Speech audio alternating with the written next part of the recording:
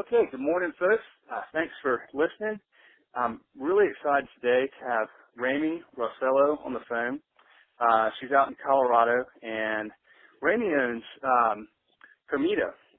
She has two locations, as well as a pink pink taco truck, which kind of started the whole thing. And she has a really fascinating and inspiring story, and she's just really just I read some stuff about Rayme before calling, and I just learned a lot just reading some articles about her and everything. So, Rayme, thank you so much for taking the time to do this today. It's my pleasure. Nice to talk with you. So you, as I was kind of doing a little background research, and it sounds like you were from New York. You came out to Colorado in the early '90s, and then you co-founded Proto's Pizza back in like '99 or Yep. so. Is that right? I did. You did your homework. I started Proto's Pizza with my partner at the time, Pam Proto, and it was obviously her idea, and as it is still her namesake, and together we opened 5 Proto's pizzerias together. Started with one in Longmont, which is where the first Comida coincidentally ended up being, though I never would have thought that would happen because it's not a huge town. And we started in '99 and opened 4 along the Front Range together and 1 up in Boise, Idaho, just to try our hand out of state. Now, 4. So 5. In how many years did you open the 5? We did that in 7 years, and then I sold my half to her. She bought me out in 2007 or 8, one of those years, and and then after I left, she's opened one more since. She opened one right after that, and they're still going strong. They're doing really well. Well, that sounds like a good business, and then so I'm curious. A couple of things. One is tell me about. I mean, opening that many locations and 5 locations in 7 years. I bet that was a pretty. You were probably pretty busy, huh? Pretty busy for sure, and just scared, to death for the first little bit. I think each time we open a new location, I would, just wonder how in the heck we were going to get it all done and where was the money going to come from and how to make it all happen. But Pam is very tenacious, and I learned so much from her over the years just about, putting your right foot forward and showing up and, working hard and also hiring really great people so that we could, obviously you can't run 5 restaurants alone, let alone one in an out-of-state area. So, yeah, it was a great opportunity. We worked really well together for that whole time, and when it was time for me to move on, I just was sort of antsy to do my own thing, and I love pizza and I love Protos, and I eat it still probably once a week. There's a location at the bottom of the hill from where I live. But I wanted to branch out and do some other stuff. Yeah, so it sounds like it was a good partnership, and you just kind of, sometimes partnerships just turn into, they don't work out, but you learned a lot from her and then wanted to do your own thing. Yeah. And, well, now, one thing, it's interesting because you said, you were kind of had fear each time you opened the next location, and it was funny because I read in the article you wrote last year, I believe it was in the Denver Post, you talked about, and I'm curious about this kind of transition because she bought you out and then you went, is that kind of when you went in and you planned or started with your pink taco truck, right? Was that the first kind of step in the Comida? Right after she bought me out, I actually had put myself through pastry school just before then, just to learn sort of the back, a part of the restaurant food world that I was completely unfamiliar with and also very uncomfortable with. I didn't want to go through, $60,000 worth of chef school. That wasn't anything I was interested in, but to learn, a little bit of the back of the house side of things. I did everything that there was to do at Proto's, but making pizza and, running a line in the kitchen, they're 2 very different things anyway. They are when, you're talking about Proto's Pizza and even Comida. So I did the pastry thing, and that was a great eye-opener for me just in terms of knowing that I never wanted to be a pastry chef. But I still love to, I just made fresh peach ice cream this morning actually here at home, before I went to work. So I love, the pastry side of things from a home perspective, but not from a, sort of real world restaurant perspective. So after that, I actually, bought into a small, restaurant, in Boulder and co-owned that for a year with someone, and that restaurant's still there, but it just wasn't the right fit for me. It was French, provincial, it just didn't fit me, and that wasn't a great learning, it was actually an incredible learning experience on many levels, but it wasn't my, lifelong, this is going to be a great business partnership, and, this isn't exactly what I wanted to do. So after a year, I, worked on sort of dissolving that partnership and relationship, from a business perspective, and was ready to really do something at that point just 100% on my own. And I didn't have a ton of money left at that point, just in terms of extra cash in the bank to start a whole new business. So I thought, what could I do on a smaller budget, with a little bit less commitment perhaps, than a restaurant, signing a lease, doing all of that stuff. So the food truck thing had just really started coming around. This was 2009 and 2010, when I eventually started it. And, growing up in New York City, was very familiar with food trucks, but on a different scale. It was more your traditional lunch era, roach coach, vendor that parked on the side of the street. And, it was just a very different deal. And so I was excited to try my hand at something completely new. And that's what I did. Did you, well, a couple of things. Now, I think one thing you said you got to a point where you almost considered going back and waiting tables because you had just, was that after the second restaurant? Yeah, I just was like, what do I couldn't really imagine. I'm a good worker, and I like learning from people. So there was a part of me that was like, well, maybe there's more for me to learn out there before I go and start my own thing. And, I'm good at a lot of things, but most of those things relate to restaurants. So I couldn't really imagine going and doing something else. I was like, what else in the world would I do besides work in restaurants? I loved serving. I was always a great server. I like people, and the experience of being on the serving end of things from a restaurant perspective is something I've always loved, as is, actually being served when I go out to eat. So a great server is I think a highly underrated, position in the world often. Yeah. But you were kind of at a point where you weren't sure what you were going to do, and then so you got the idea for the food truck, but the food truck was, they weren't even at the time. Am I right that food trucks weren't even legal in Boulder? Is that right? They weren't legal. I didn't know that. I didn't know that only because there were none, and so I assumed it seemed like such a great idea to me. I couldn't imagine. It didn't even cross my mind that they wouldn't be legal.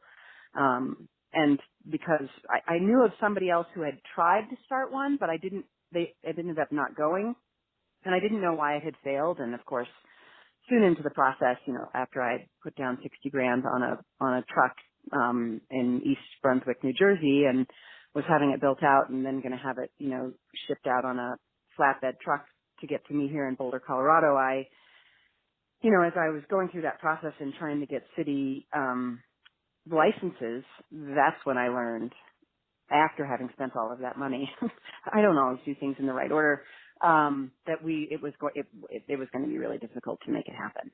But, it's 5.5 years later, and it's more than happening, with a lot of hard work, definitely, especially in that first year and a half, trying to figure out how to not get arrested. Where could we go make money without being shut down? Where could we go without somebody calling the cops because I was, making them mad for parking somewhere on the street, even if it was, a long distance away from the front door of their restaurant. So I didn't do that very much. I figured out another way to make money and pay the bills. And when the opportunity presented itself to open a restaurant, that's when I was like, okay, this is this may really work now, because just a year and a half of running the food truck, that was a hard way to make a living. The hardest, actually. Oh, I bet. So you're taking your pink taco truck around Boulder. I bet it was. I mean, especially if it was, one of the first ones there. Did you have a good following? I mean, were you able to get a lot of? Yeah, we made a I guess lot of that's friends. yeah. Absolutely.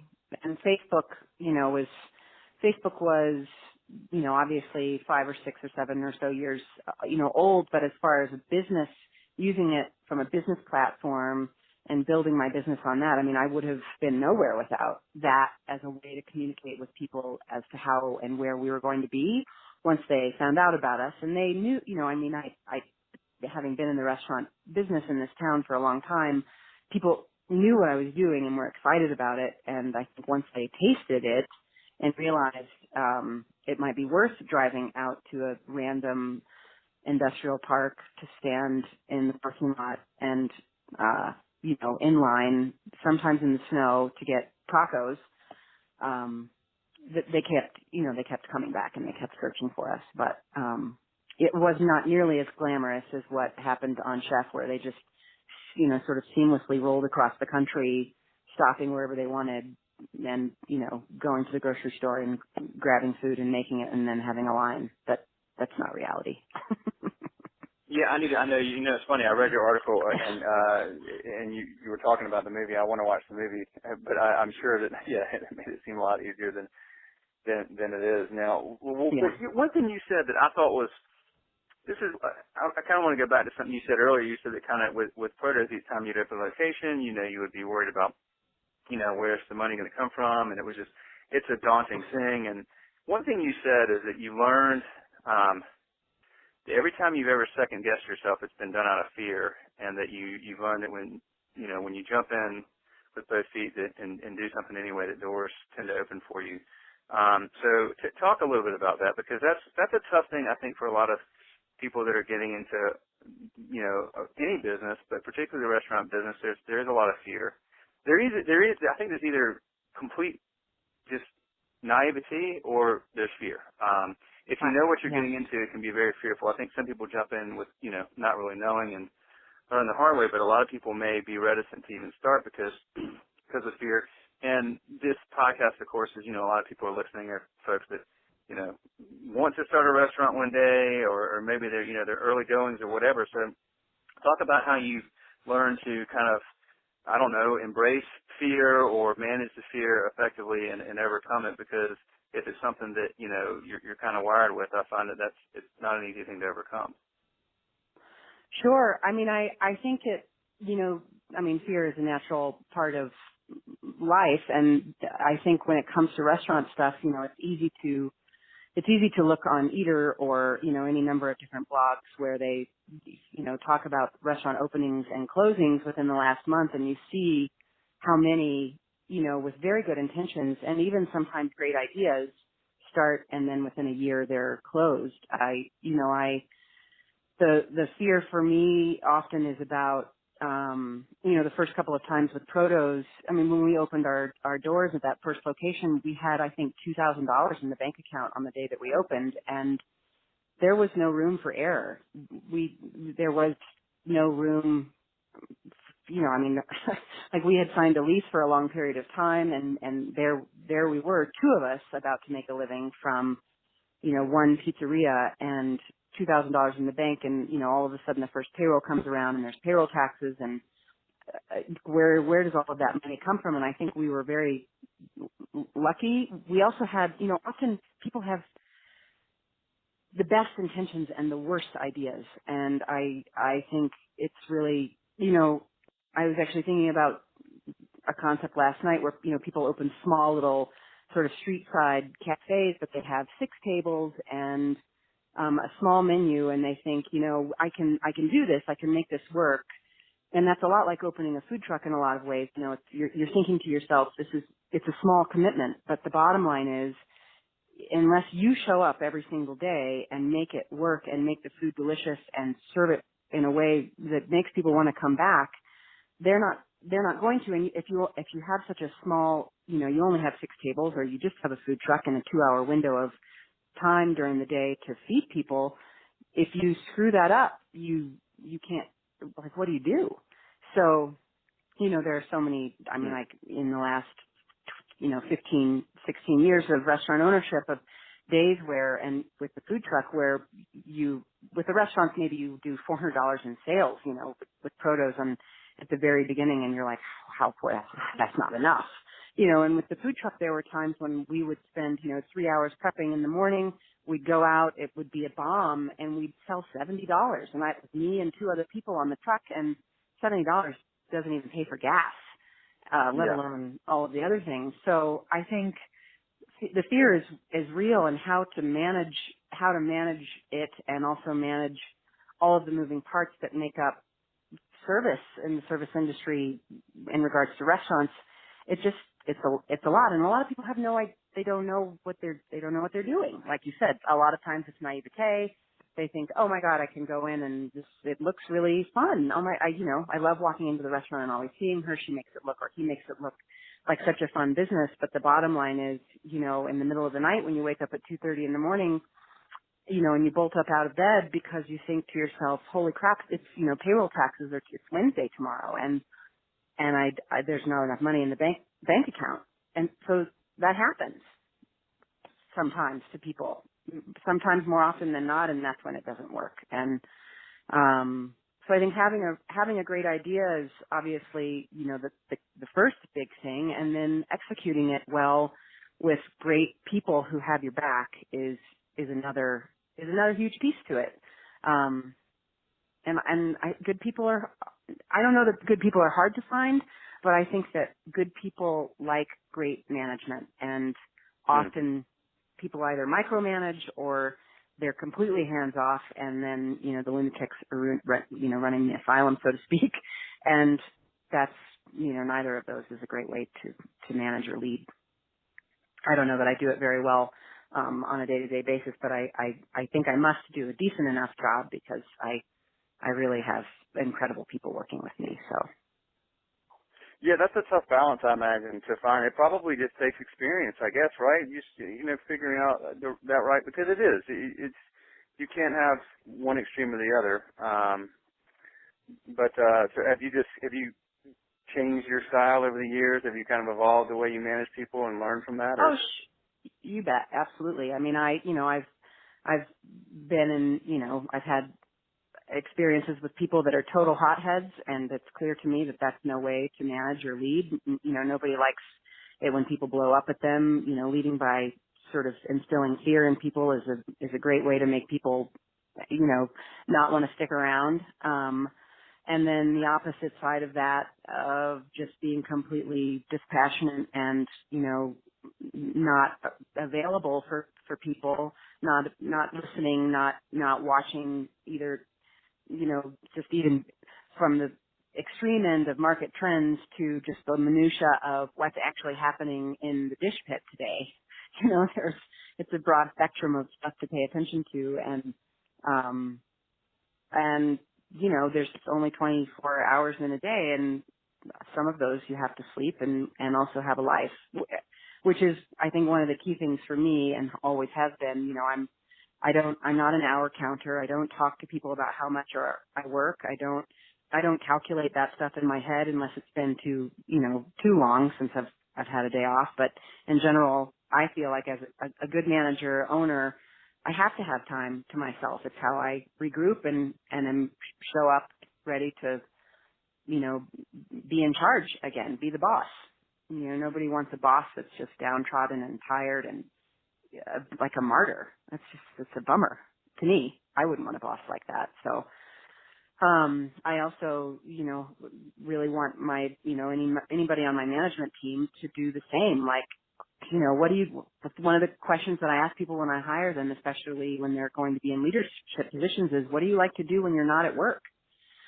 Because like, that's important. Do they hike? Do they just go out to the bars all night long? Do they, are they people Yeah. that love to go out and eat, and enjoy the dining experience? Or are they, just sort of, like, what do they do? Do they like to read? Do they read cookbooks? Are they informed? What goes on? What makes them tick? And interesting people make for interesting managers, and boring people get bored, I guess. I don't know. Right. Right. Yeah. Yeah. So, well, then, so, and your team keeps growing. You had the truck in 2010.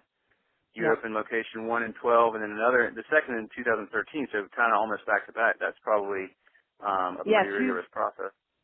yeah, no, it was a lot. And the second restaurant, that whole opening was a crazy month period of time. You know, I had sold my house in order to, get money to go towards the opening of the new restaurant, and just timing all of that and getting a loan and SBA through, the bank. All of that stuff takes, just, I don't know. I'm thank God I have an amazing bookkeeper who works for me pretty much full time, and she has really neat handwriting and is a great bean counter.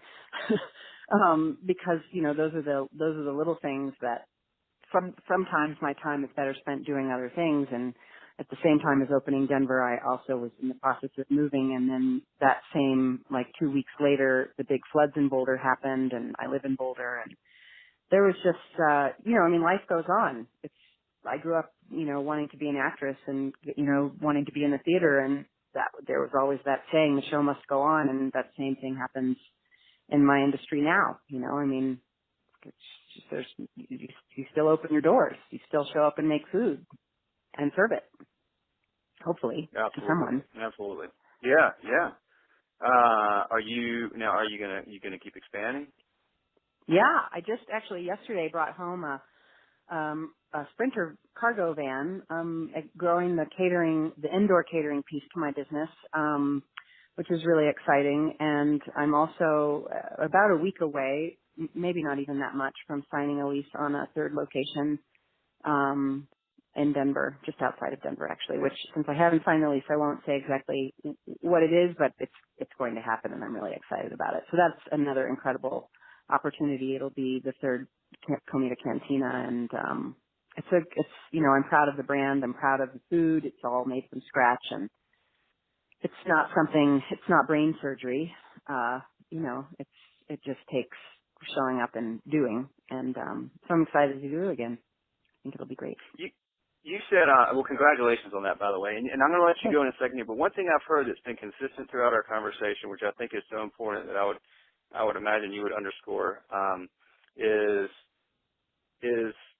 you've said several times, you got to show up and do. You got to show up and execute. It's about execution. I mean, isn't that really a key? Like as you said, you have to find the right balance for sure. You can't work all the time and wear yourself out.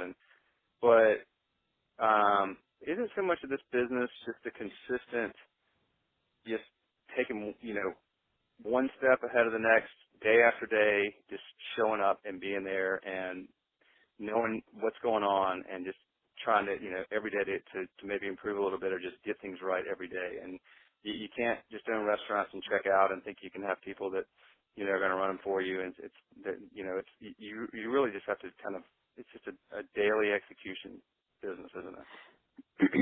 I mean, yes, it is certainly for me. I think for a lot of people, they might look at it as sort of plodding along. Ugh, I got to get up again and do the same thing over again. But I am 100% a morning person, which I don't know how people do it without being necessarily a morning person. Although my restaurants don't stay open until midnight or 1 o'clock, so maybe that's part of it.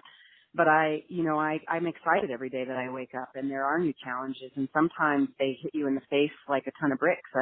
3 weeks ago, one of my very dearest, sweetest, favoritist, just everything employees, longest in Comida, very unexpectedly let me know that she needed to move on. She needed to take a job that was closer to where she lives, and closer to her husband and family, and it was a really hard decision for her, but it completely blindsided me. And there are moments like that where you think, holy, what, how do I do this without her, what's the next day going to be like? Who will fill her position? And then I know myself well enough to know that freaking out helps nothing.